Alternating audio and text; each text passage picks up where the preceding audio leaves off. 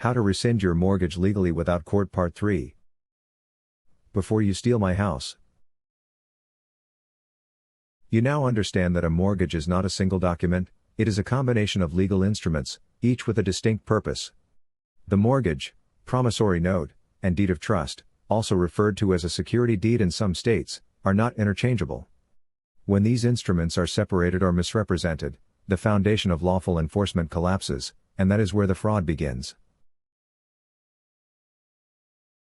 You must recognize that mortgage fraud often begins at the closing table.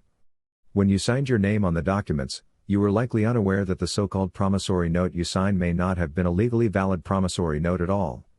Under federal securities law, specifically 15 U.S.C. Section 78C Section 10, a promissory note that exceeds a 9-month maturity is considered a security, not a note. But this was not disclosed to you. That omission is material fraud. You also must understand this: under Uniform Commercial Code, UCC, and federal lending laws, all mortgage-related instruments must remain together and cannot be separated. If your mortgage note was sold into a trust or securitized on Wall Street without your knowledge or compensation, the integrity of the agreement is void. If you did not receive dividends, shares, or interest from those sales, your rights were violated. This opens the door to rescission.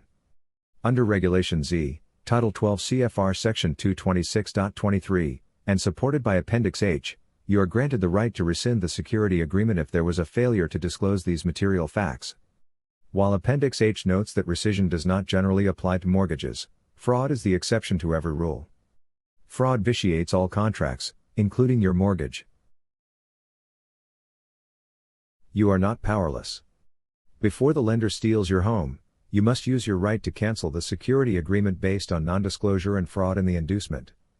The funding source for the loan was never theirs, it was created through your signature. The bank became enriched, you were left in perpetual debt.